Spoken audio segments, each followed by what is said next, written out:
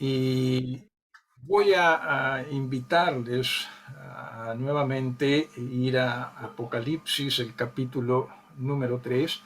Estamos en la última carta de las 7 iglesias a quienes se les escribe cartas en Asia. Y en este pasaje, repito, vamos a continuar estudiando. Y vamos nosotros a dar lectura a partir del capítulo 3, versículo 15, donde la palabra del Señor nos dice de la manera siguiente: yo conozco tus obras, que ni eres frío ni caliente. Ojalá fueses frío o caliente, pero por cuanto eres tibio y no frío ni caliente, te vomitaré de mi boca. Porque tú dices: yo soy rico y me he enriquecido, y de ninguna cosa tengo necesidad. ¿Y no sabes que tú eres un desventurado, miserable, pobre, ciego y desnudo? Por tanto, yo te aconsejo que de mí compres oro refinado en fuego, para que seas rico, y vestiduras blancas para vestirte, y que no se descubra la vergüenza de tu desnudez, y unge tus ojos con colirio, para que veas. Yo reprendo y castigo a todos los que amo. Sé pues celoso y arrepiéntete. Vamos a dirigirnos al Señor en oración, en reverencia, por favor. Gracias, Padre. Nuevamente te damos a ti, en razón a lo grandioso que eres, lo maravilloso que eres. Gracias por permitirnos a través de este medio, Señor, poder también alabar tu nombre con tu cuerpo, que es la iglesia. Gracias, mi Señor, porque ciertamente para nosotros es una bendición, es, Señor, un honor, un privilegio el que podamos alabar tu santo y bendito nombre. Perdónanos de nuestras faltas, perdónanos de nuestros pecados, perdónanos, Señor, simplemente el hecho de cómo nosotros somos, ya que tú, Padre, definitivamente mereces muchísimo, pero muchísimo más. Señor, límpianos de todas nuestras faltas, límpianos, Señor, de cómo nosotros somos, y permítenos que en Jesucristo esta mañana esta alabanza pueda ser, Señor, grata a ti, pueda ser aceptada por ti.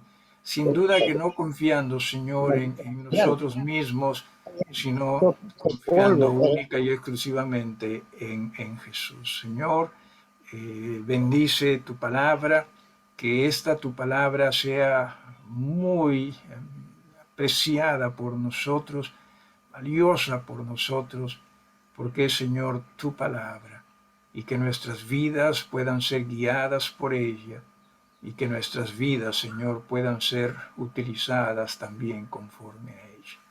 En el nombre de Jesús, nuestro Señor y Salvador, te pedimos todos estos favores. Amén. Una vez más, la recomendación: traten de tener cuidado con sus micrófonos, ¿sí? Con el propósito de que no haya tampoco interferencias.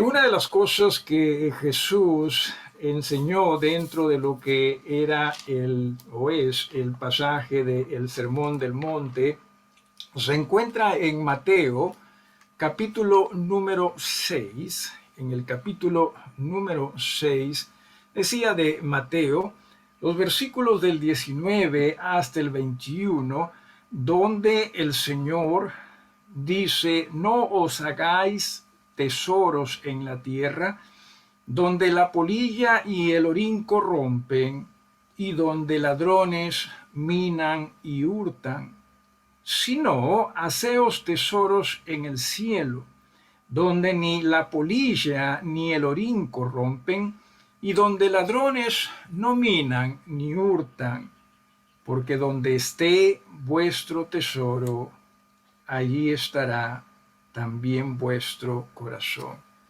Ojalá que nuestros corazones tengan como tesoro a Jesús y todo lo que Jesús desee, anhele para nosotros. ¿Por qué razón? Porque es en ese Jesús donde en realidad nosotros deberíamos poner absolutamente toda nuestra atención. Y este Jesús en ello, cierto, se va a glorificar y en ello también va a poder bendecir a tanta gente a nuestro alrededor que necesita también de tanta ayuda. En esta carta a la iglesia en la Odisea, regresando a Apocalipsis, el capítulo número 3, ya hemos visto en el versículo 14 cuál es la seguridad de una iglesia. ¿En qué se encuentra la seguridad, la estabilidad, la fortaleza, en realidad del todo, de una iglesia? Porque este pasaje, en el versículo 14 en particular, evidencia del señorío de Jesús, del señorío de Cristo sobre su iglesia, por cierto. Pero también este pasaje nos hace nuevamente comprender la importancia del cuerpo de Cristo para Jesús. Entendamos cuán valioso este cuerpo de Jesús es para él, al punto que dice la Biblia, la compró con su propia sangre. Pero desde la semana pasada también ya hemos comenzado a estudiar en esta carta, lamentablemente, la necedad de una iglesia. Algunos estudiosos de la Biblia, de las Escrituras, piensan que cada una de estas iglesias que se mencionan en Apocalipsis, son 7, representa una etapa de la historia de la iglesia o de las iglesias desde la primera venida de Jesús hasta la segunda venida. Lo cual consideran ellos también, no que necesariamente lo considere así, pero quisiera compartir este pensamiento con ustedes. Algunos piensan, ¿no?, que esta iglesia de la Odisea representa la última etapa, ¿sí?, entre lo que sería la primera venida, la segunda venida de Jesús, en lo referente a la historia y cómo las iglesias van a ir andando. No estoy seguro, honestamente, respecto a este pensamiento. Creo que para que esto llegue a darse, esto es de que cada iglesia representa una etapa, se tendrían que forzar muchas cosas, sí, como para que estas tengan relación. Sin embargo, simplemente nosotros vamos a estudiar lo que este pasaje enseña. Y dentro de esa necedad de una iglesia, obviamente, lo primero que aparece es la incredulidad cristiana. Estamos hablando aquí de una iglesia. Usted lee el versículo 15, el versículo 17, y da la impresión de que no sea una iglesia del Señor. ¿Sí? Por ejemplo, en el versículo número 16 dice, pero por cuanto eres tibio y no frío ni caliente, te vomitaré. O sea, lo que Jesús está diciendo es, estoy a punto de vomitarte. Y no es una palabra fácil, no es una palabra sencilla, no es una palabra suave, es una palabra bastante fuerte. Cuando nosotros hablamos de vómitos, hasta asco también nos brinda ello o nos da ello en algunas situaciones. Pero eso es lo que Jesús habla respecto a esta iglesia. Una iglesia que lamentablemente, sí, dentro de esa nauseabunda creencia, llegó también a tener una engañosa autosuficiencia. al punto de que si usted presta atención, en el versículo 17 casualmente dice Jesús hablándole a ellos, porque tú dices, yo soy rico y me he enriquecido, y mire usted, ¿sí? De ninguna cosa tengo necesidad. O sea, lo que ellos estaban hablando es que ni siquiera ya tenemos necesidad de Jesús, salvo que nos bendiga nada más. ¿Sí? Y lo que nosotros habíamos hablado era que estas cosas no se dan de la noche a la mañana. O sea, esta iglesia no creo que de pronto dijo, miren hermanos, de aquí en adelante vamos a tratar de crecer para ser más bien autosuficientes. No creo.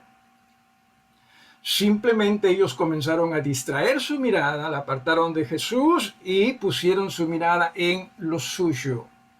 Por eso es que recuerdan que habíamos leído en Mateo, donde esté vuestro tesoro, allí va a estar vuestro corazón. Y ellos pusieron, sí, su mirada en lo que se menciona acá, ¿no? Dice en el versículo 7, tenían riquezas, Dios los bendijo, pero ellos dijeron, no, queremos más. ¿Sí? Porque nosotros, por lo general, así actuamos, queremos más. Nada malo en las riquezas necesariamente, lo que sí es malo es la ambición por ellas. Al punto que, insisto, podemos nosotros, sí, desprendernos del mismo Señor, al punto que mire cómo llegaron ellos a decir, no necesitamos de nada, y quizás podríamos agregar, ni de nadie. Qué triste. Jesús al pecador siempre va a convencer con su palabra. Siempre a cada uno de sus hijos que caigamos en faltas, Jesús nos va a convencer a través de su Santo Espíritu que estamos mal. Sin embargo, y aquí preste mucha atención porque por cierto en el versículo 18 dice, yo te aconsejo. ¿Sí? Nuevamente, el Señor a su hijo, hija que está actuando mal, primero lo va a aconsejar, primero le va a convencer. Pero también entienda esto. Pero a su hijo que ya por sus pecados se convierte en rebelde, lo va a castigar. Y tengamos mucho cuidado con ello, ¿sí? Porque esta iglesia llegó a ese punto de ser una iglesia rebelde. De hecho que en sus inicios, esto es cuando comenzaron el proceso de apartarse, desde pensar, no, nosotros sabemos qué es lo mejor, nosotros sabemos qué debemos hacer, nosotros esto y esto y esto y esto, seguro que el Espíritu del Señor los estaba convenciendo, no, ustedes tienen que regresar al Señor. Pero uno sigue y sigue y sigue y sigue, ¿sí? Y se convierte en rebelde. Y mira lo que dice en el versículo número 19, que es el versículo donde nosotros vamos a centrar nuestra atención en estos momentos. Dice lo siguiente, yo reprendo, ¿sí? Esto es amonestar, reprobar, convencer, y hemos hablado, yo reprendo, ¿sí? Aquellos obviamente hermanos que están en pecado, pero luego dice, y castigo, palabra bastante interesante. Una palabra que tiene su raíz, y mire usted qué interesante es, una palabra que tiene su raíz en la crianza de los hijos. Es más, esta palabra tiene como raíz una palabra que también se traduce como niños, como hijos, en algunas situaciones. Y Jesús no tiene problema en realidad con ello. Pero recuerde usted que la disciplina, el castigo, como usted quiera llamarlo, no es necesariamente o solamente para el que desobedece, sino para el rebelde. Y que es parte de lo que el Señor utiliza también como Padre para nosotros sus hijos. En una sociedad donde ciertamente creemos conocer y saber absolutamente todo, muchas veces nosotros dejamos de lado principios bíblicos Y que, hermanos, si los dejamos, estamos nuevamente cayendo en lo que la iglesia en la Odisea hizo. Comenzó a dejar principios bíblicos. No los dejemos. Para nada los dejemos. Sino entendamos que si hay alguien que es ¿se acuerda usted que habíamos estudiado? El amén, el verdadero, el que entiende que es exactamente lo correcto, ese alguien es Jesús. Y Jesús está diciendo, yo reprendo, castigo al que amo. En razón a lo incrédulo o incrédula que esta iglesia fue, muchas personas también ven a esta iglesia como una iglesia llena de personas que no necesariamente eran salvas. O sea, que no eran hijos de Dios. Lo cual, honestamente, refuto. ¿Y refuto por qué razón? Número uno, por la palabra misma que he mencionado, castigo, es una palabra que tiene que ver con la crianza de los hijos. ¿Sí? Y número dos, dice, yo reprendo y castigo a todos los que amo. La palabra amor acá no es agapao o agape, si usted prefiere, es fileo, de filial.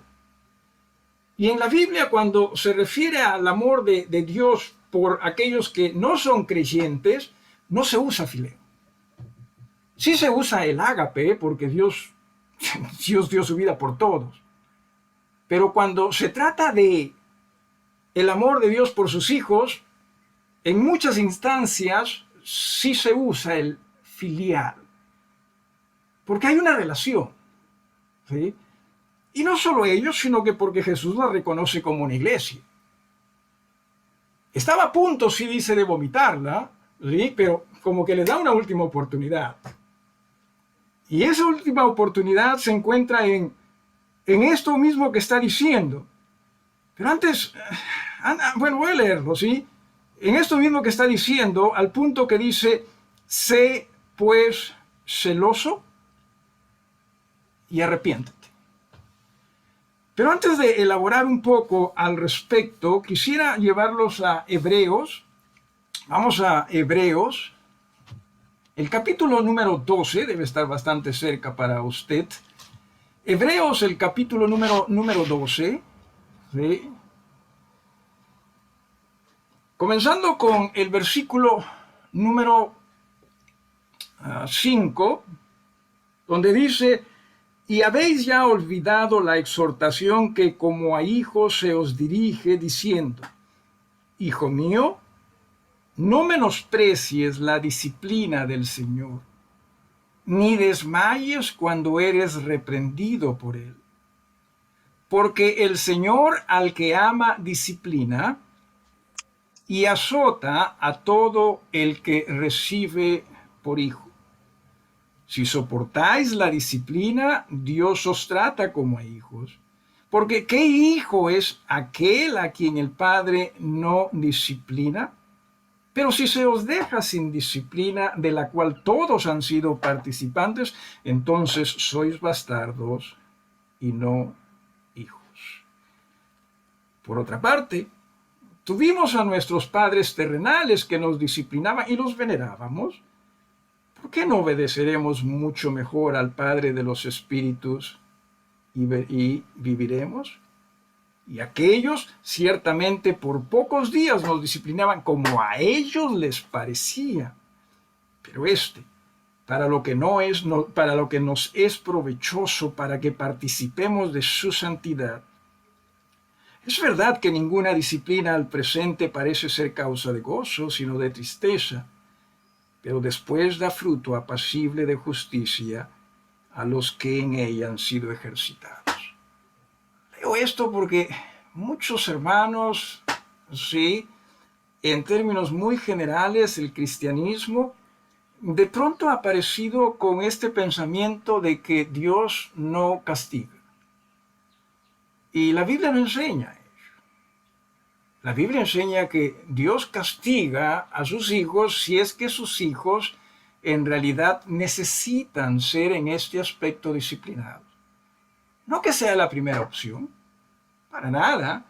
La primera opción siempre va a ser el Espíritu Santo, convenciendo a cada uno de nosotros de nuestros errores.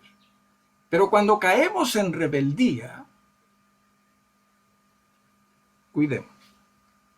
Porque sí, por el amor que Dios nos tiene para con nosotros, Dios puede castigarnos y posiblemente lo vaya a hacer.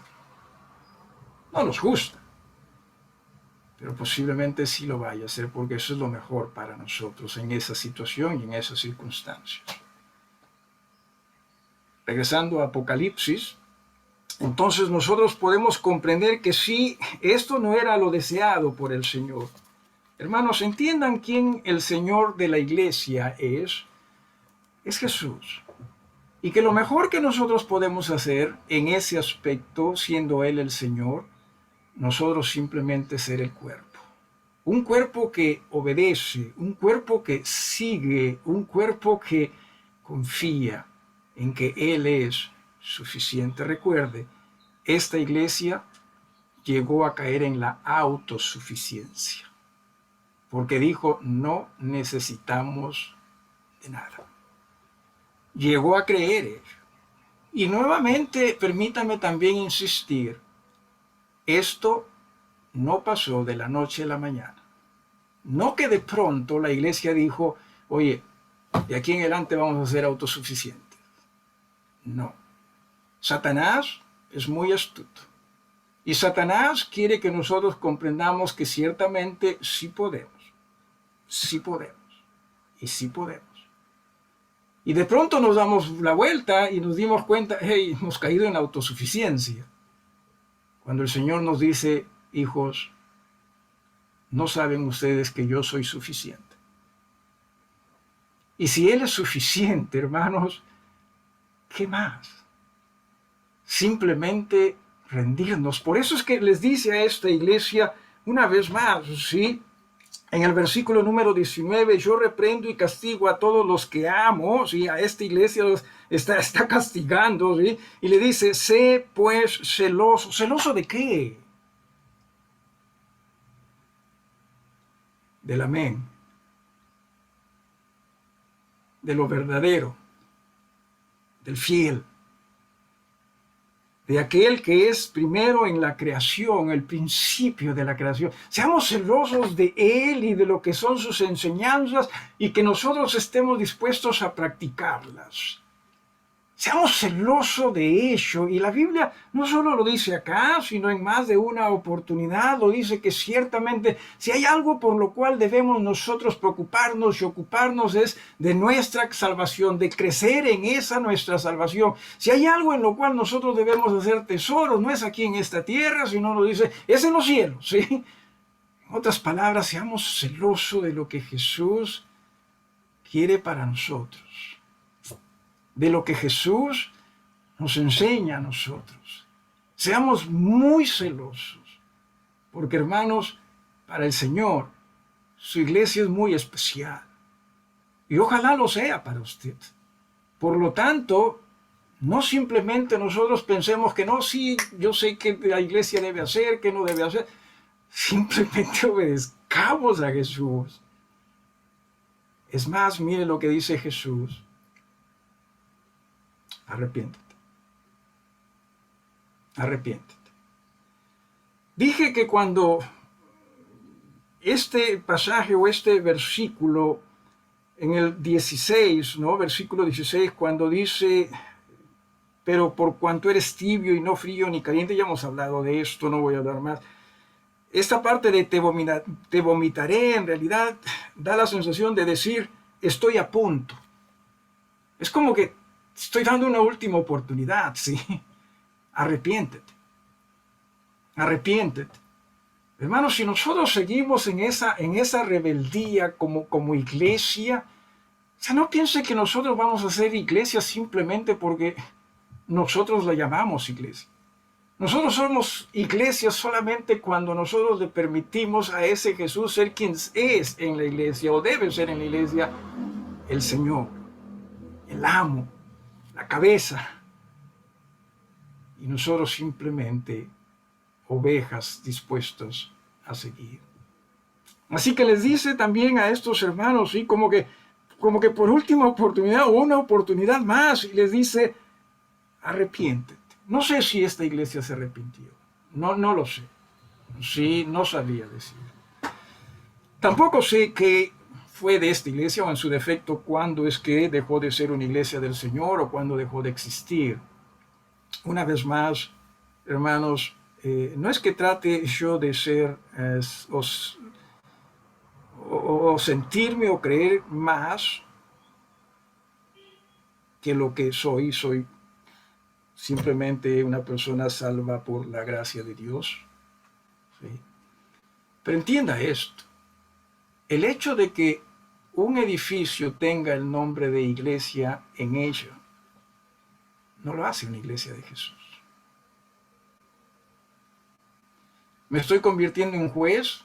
No, simplemente me estoy tratando de convertir al Señor más y más, y eso es lo que veo en la Biblia, que no se trata de, como tengo el título de iglesia, ya soy una iglesia del Señor. Sino una iglesia del Señor es cuando en verdad primero se tiene a Jesús como el Señor y segundo el cuerpo simplemente está dispuesto a seguir lo que sus enseñanzas son. ¿Y por qué digo esto? Bueno, por la razón siguiente. ¿Sí? Dice en el versículo 20, y aquí vamos a hablar sí, de la generosidad para una iglesia. Mire lo que dice el versículo siguiente. El versículo 20 dice, he aquí, yo estoy a la puerta y llamo. O sea, mire, cuando Jesús ascendió a los cielos, y vamos a hablar también de ello más de un rato, cuando Jesús ascendió a los cielos le fueron abiertos a él. Es más, hasta Jesús está sentado, dice, a la diestra de Dios Padre Todopoderoso. ¿Verdad? ¿Significa qué cosa? Aceptación. ¿Significa qué cosa? Esto es grato. Tu sacrificio fue aceptado, grato, bien recibido eres. Pero miren esta iglesia en la Odisea. En esta iglesia, número uno, Jesús está parado. ¿Sí? O sea, no tiene el lugar que a Jesús le corresponde en esta iglesia. Y número dos, está tocando la puerta. ¿Qué significa? Está en el lado de afuera de lo que sería el edificio de una iglesia. ¡Qué triste!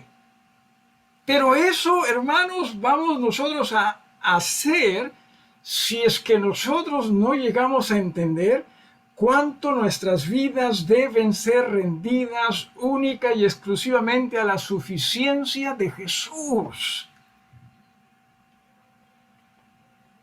Eso es lo que estaba pasando con esta iglesia. ¡Qué pena! Pero me temo que posiblemente esto está pasando también con muchas iglesias del Señor y que estoy seguro va a pasar con muchas iglesias del Señor, porque cierto, esto es hacia donde apuntamos antes de la venida de Cristo.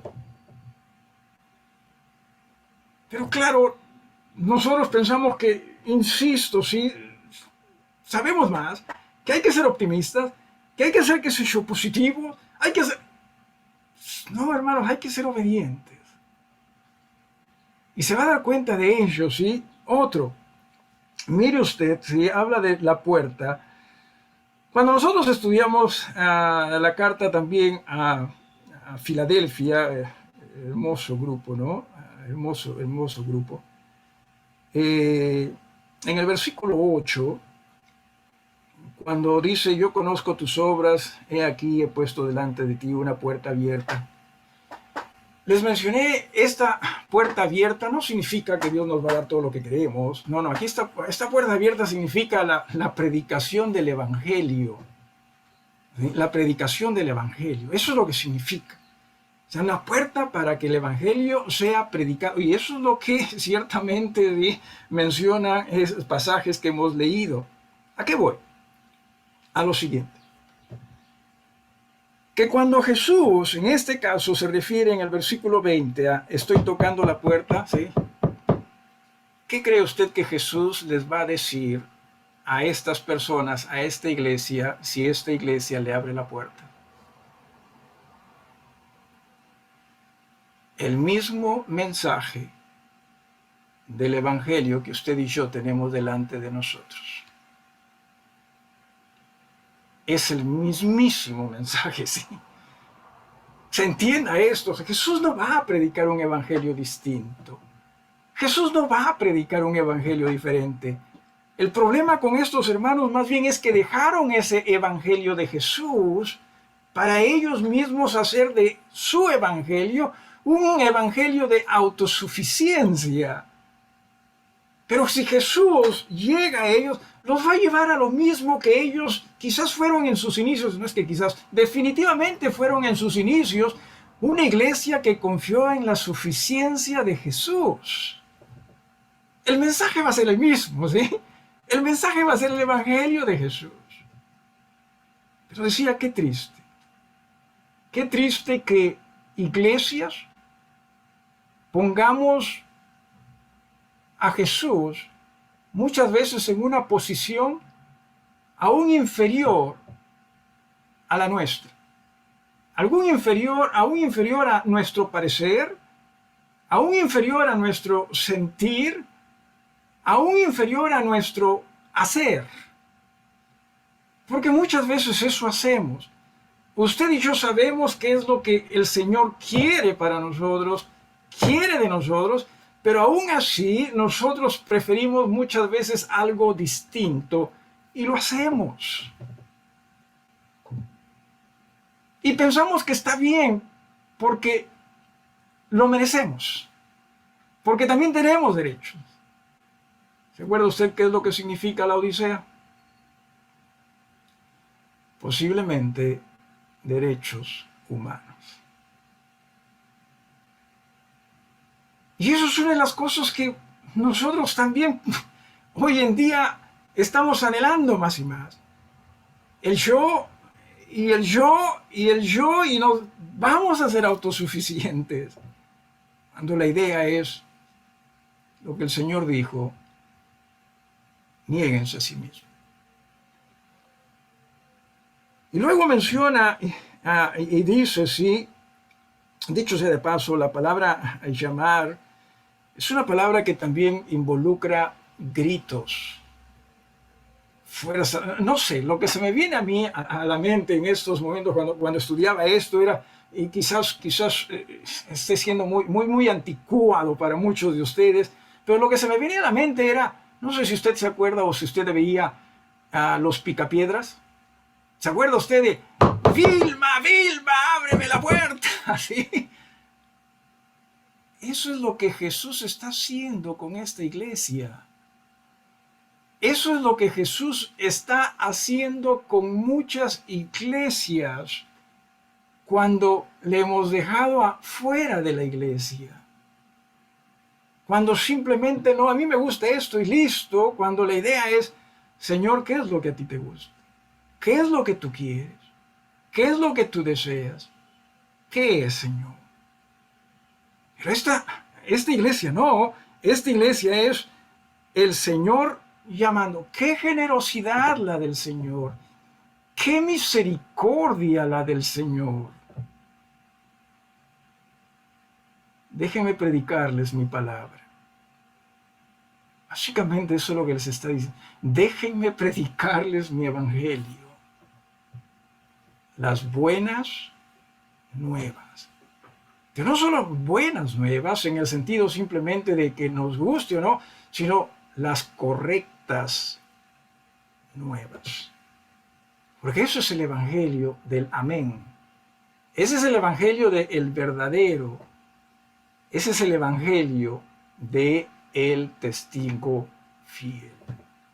Y le dice, si alguien hay, entienda esto, hermanos, que este pasaje no tiene nada que ver con la salvación. Este pasaje tiene que ver mucho con la comunión. Y la comunión de Jesús con una de sus iglesias, ¿sí? Y mire usted al punto que dice, si alguien, por lo menos si uno abre, ¿sí? O dos o tres, no importa, porque ya hemos hablado de que por lo general van a ser los pocos. Por lo general van a ser los pocos.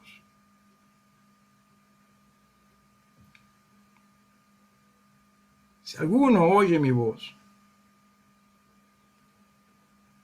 y abre la puerta,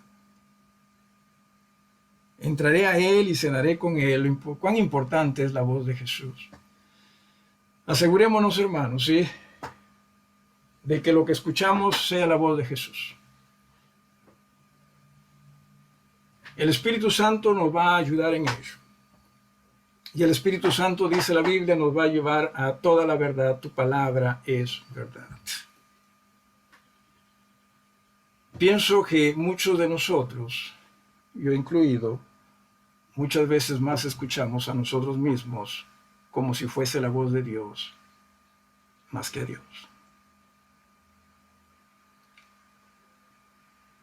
Muchos de nosotros, repito, incluido yo mismo, escuchamos quizás a nuestros anhelos o deseos más que a la voz de Dios y pensamos que la nuestra es la voz de Dios.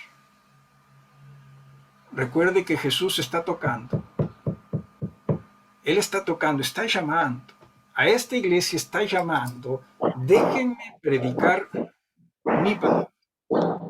¿Sí? Déjenme predicar mi palabra. Ustedes lo necesitan. Si hay algo que cada iglesia, cada hermano necesita, es entender la palabra de Dios, entender las buenas nuevas y rendirnos nosotros a ella.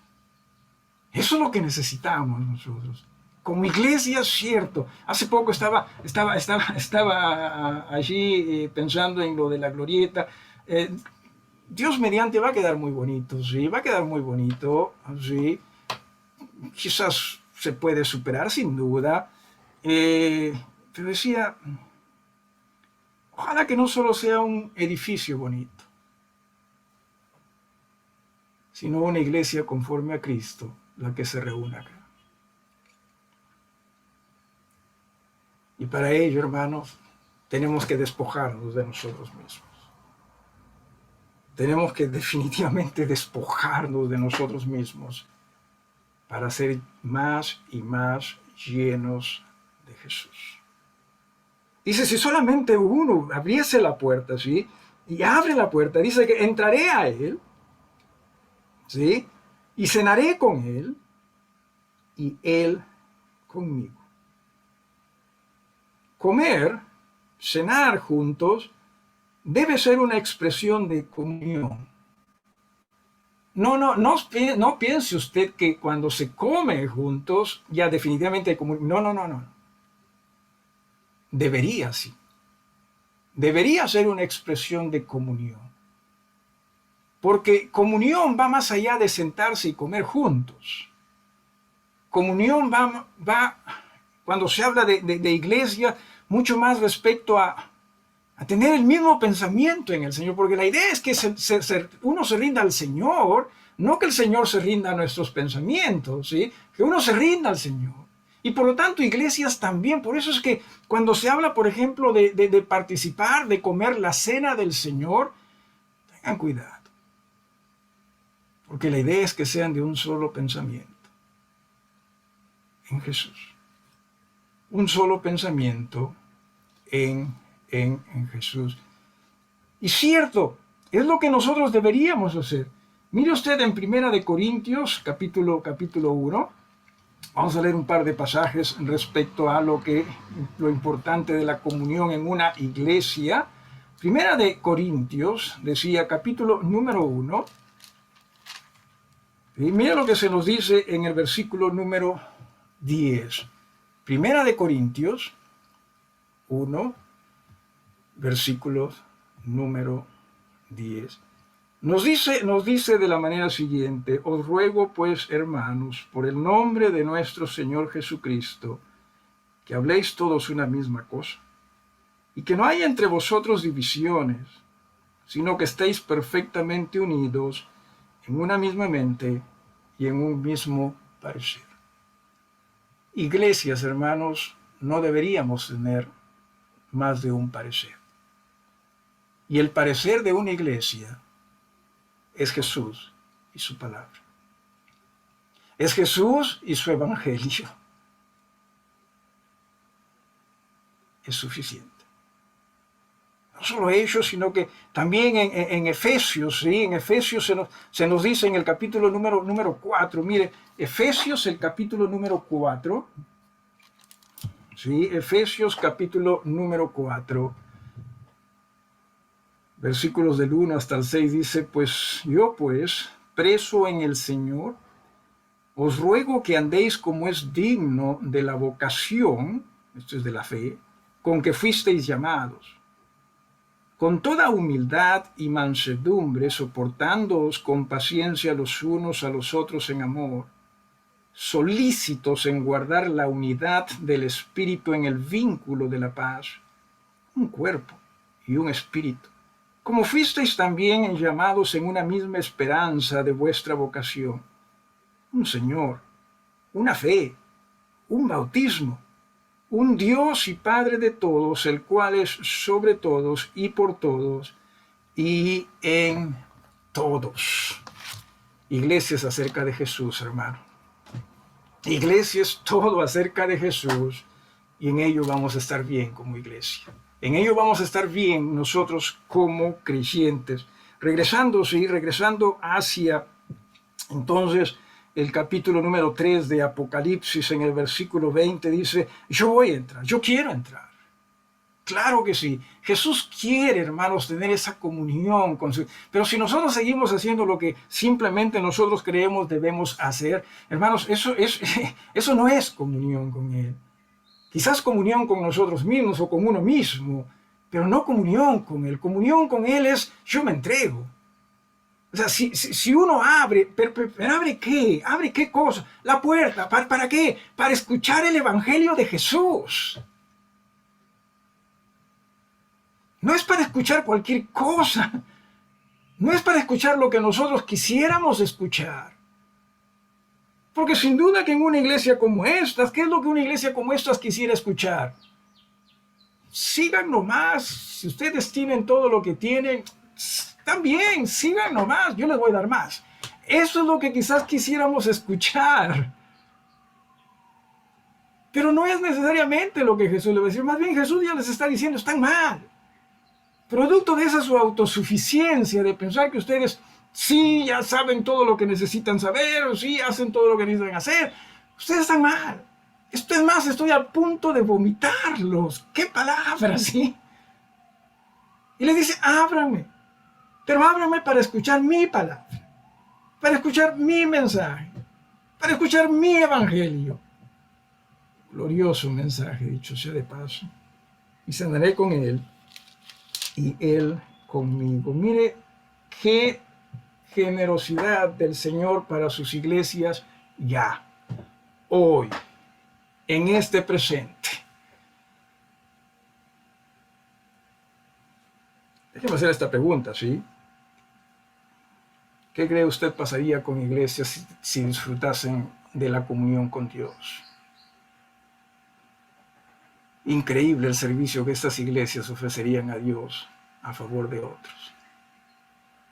Increíble lo que Jesús podría hacer en estas iglesias. Pero ¿se ha dado cuenta cuánto nos está costando a nosotros ofrecer un servicio digno del Señor y ser de bendición para tanta gente a nuestro alrededor? Y claro, nosotros nos culpamos los unos a los otros. Y quizás el problema sea que no nos estamos rindiendo al Señor. Nos estamos más rindiendo a nosotros mismos, a nuestro parecer. Jesús dice en el versículo 21, al que venciere. ¿Venciere de qué? Nuevamente, ¿sí? Pero no nos detengamos ahí. Dice, al que venciere, mire qué bendición, ¿sí? Le daré que se siente conmigo en mi trono. ¡Wow! Esto ya es para el futuro, ¿sí? Esto sí es para el futuro, esto sí para la eternidad. Jesús ofreciendo a aquellos que vencieron, o sea, aquellos creyentes de iglesias o dentro de iglesias que vencieren, les está ofreciendo el sentarse con Él en su trono. ¡Qué maravilla! Y no les estoy invitando, hermanos, a que ustedes vivan pensando, y no, si segurito que me voy a sentar con Él. No. Vivamos nosotros simplemente viviendo a nuestro Señor, que lo tiene bien merecido, que le sirvamos. Hace poco estaba pensando que ciertamente nosotros muchas veces pensamos que merecemos muchas cosas, pero en realidad todo aquello que nosotros tenemos es simplemente por la maravillosa gracia de nuestro Señor. Si hay algo que nosotros mereciésemos sería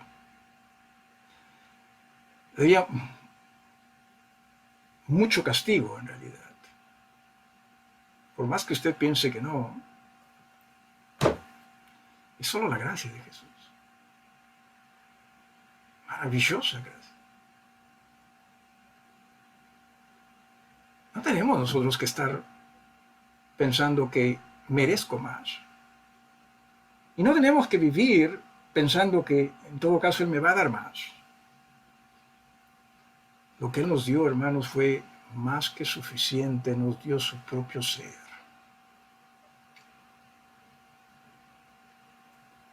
Pero aún así, a los humildes, y vamos a hablar de ello un ratito, ¿sí? A los que simplemente sirven sin ambición de más para sí, sino sirven con simplemente la ambición de más para Jesús. Les da la recompensa de sentarse con Él en su trono. Lo dije hace un rato, Jesús no está parado en el cielo, ¿sí? Jesús no está parado allá. Jesús está sentado, nos dice la Biblia, porque fue aceptado. Porque su sacrificio fue grato. Pero mira lo que dice, ¿sí? Así como yo he vencido. ¿Cómo venció Jesús? Porque lo que está diciendo es, o sea, si ustedes vencen como yo he vencido, ustedes van a sentarse conmigo. Otra cosa, aparte a ello, no es vencer. Es engañarse. Si ustedes, insisto, quieren ser vencedores, dice Jesús, tienen que ser vencedores como yo lo fui. ¿Cómo lo fue Jesús? ¿Cómo es que Jesús venció? Y no creo que se refiera solo a la muerte, pienso que más aún que ellos, ¿sí? Vamos a Filipenses. El capítulo número 2, Filipenses capítulo número 2.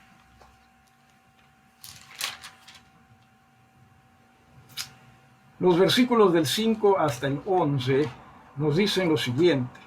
Filipenses capítulo 2, versículos del 5 hasta el 11. Haya pues en vosotros este sentir que hubo también en Cristo Jesús, el cual, siendo en forma de Dios, no estimó el ser igual a Dios como cosa a que aferrarse, sino que se despojó a sí mismo, tomando forma de siervo, hecho semejante a los hombres. A nosotros, hermanos, muchas veces nos cuesta, y no somos Dios, nos cuesta, hermanos, despojarnos de nuestros trapos sucios, si me permite la expresión. Este Jesús se despojó absolutamente de toda su investidura celestial, ¿sí? Dice, se despojó a sí mismo, tomando forma de siervo, hecho semejante a los hombres, y estando en la condición de hombre, se humilló, se bajó más aún, ¿sí? A sí mismo haciéndose obediente hasta la muerte y muerte de cruz. No es un asunto de pensarnos más, en realidad es un asunto de pensarnos menos con el propósito de que Jesús sea más. Porque si nosotros nos pensamos más y más, vamos a caer en esa autosuficiencia.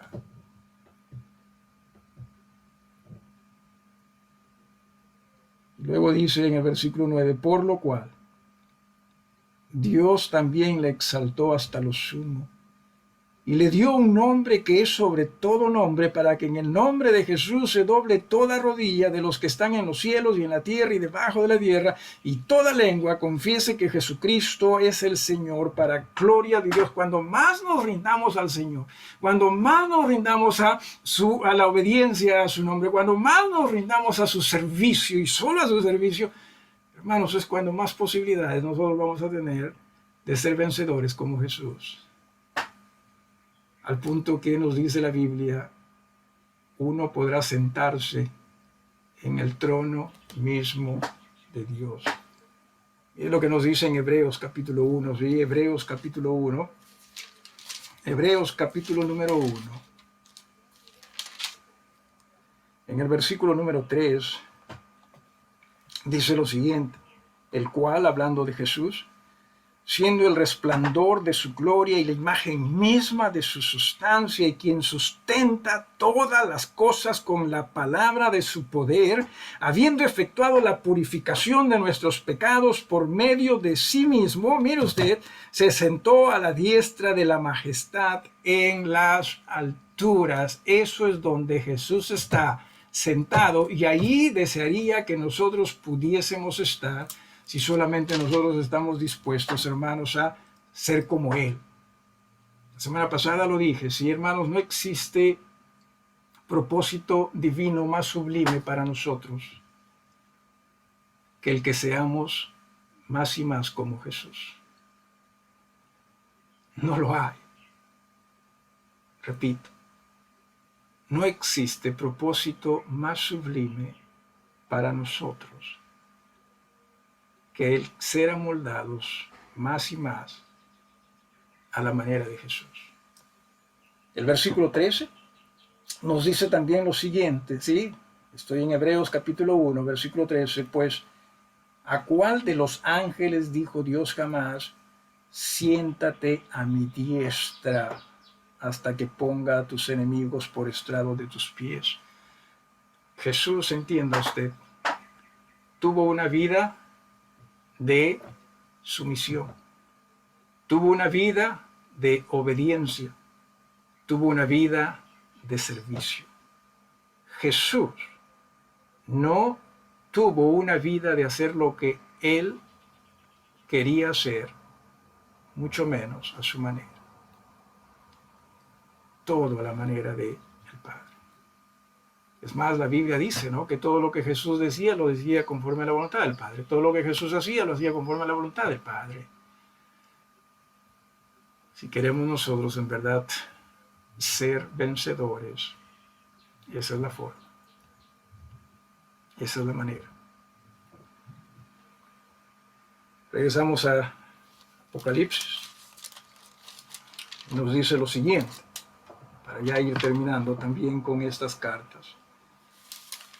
En el versículo número 21, repito, al que venciere le daré que se siente conmigo en mi trono, así como yo he vencido y me he sentado con mi Padre en su trono. Qué maravilloso es Jesús. Y termina esta carta con algo que se ha venido repitiendo, y si se ha venido repitiendo es porque es muy importante, demasiado importante. El que tiene oído, oiga lo que el Espíritu dice a las iglesias. Escuchemos la palabra de Dios, guiados por el Espíritu de Dios. Obedezcamos a esa palabra. Y también entendamos cuán especial las iglesias del Señor son para Él, al punto que nos dice, escuchen el mensaje del Señor para las iglesias. Recuerden, son las iglesias del Señor, columnas, baluarte de la verdad. Usted no puede, ni yo tampoco, servir a Jesús sin servirle en sus iglesias. Es imposible. No es bíblico. Hace poco alguien me estaba diciendo, hermano, o me preguntó, hermano, ¿es correcto que un pastor, que no necesariamente está pastoreando en una iglesia, simplemente fue ordenado por una iglesia, pero que está bautizando, me dijo, si está bautizando, no sabemos con qué autoridad, ¿es correcto? A lo cual dije, bueno, no entiendo los detalles, pero si simplemente bautiza porque es pastor, está mal. Porque nosotros no bautizamos por ser pastor. Nosotros bautizamos bajo la autoridad de una iglesia. El cristianismo, hermanos, se centra en las iglesias del Señor. Es así de sencillo. Pero nos está costando esto. ¿Por qué razón nos está costando entender esto? Posiblemente estemos cayendo en la autosuficiencia de pensar, yo sé más. Simplemente rindámonos a Jesús. Si somos nosotros la iglesia que también necesita abrirle la puerta a Jesús, repito, lo que Jesús nos va a enseñar va a ser su evangelio. ¿Qué tal, hermanos, si es que nosotros ya simplemente decimos, Señor, perdónanos? Que tu evangelio sea nuestra regla de fe y práctica, con el propósito de que ciertamente nosotros no seamos vomitados de tu presencia, sino por el contrario, podamos ser el cuerpo tuyo que tú deseas y anhelas. Nos dirigimos al Señor en oración, en reverencia, por favor. Padre, gracias una vez más por tu bondad. Gracias por tu amor en Jesús. Porque en Él no solo nos has salvado, lo cual en verdad es más que suficiente, pero en Él también, Señor, nos permite ser miembros de tus iglesias, el cuerpo santo, sagrado de Jesús. Ayúdanos, por lo tanto, Padre, a nosotros tener la disposición de escucharte con el propósito de obedecerte, definitivamente de seguirte. Porque tú mereces, Señor, que tu nombre sea glorificado, y glorificado no a nuestra manera, pero sí a la manera de Jesús. Ayúdanos a despojarnos de nosotros mismos, de esa investidura que muchas veces quizás nosotros hemos asumido, tenemos, como si fuese algo bueno. Cuando lo ideal, Señor, es que nosotros más bien nos despojemos, Señor, con el propósito de nosotros hacernos servidores tuyos. Y servidores tuyos, si es necesario, hasta la muerte, y aún muerte de cruz. Ayúdanos a no estar necesariamente, Señor, mirando a las recompensas. Ayúdanos a mirar simplemente a ti, que lo mereces todo. Perdónanos, Padre, una vez más de nuestros pecados. Perdónanos, Señor, de nuestra autosuficiencia. Perdónanos, Padre, por pensar que muchas veces estamos trabajando por tener todo lo que nosotros creemos necesitar, con el propósito de llegar a necesitar nada. Perdónanos por muchas veces dejarte de lado al pensar ello.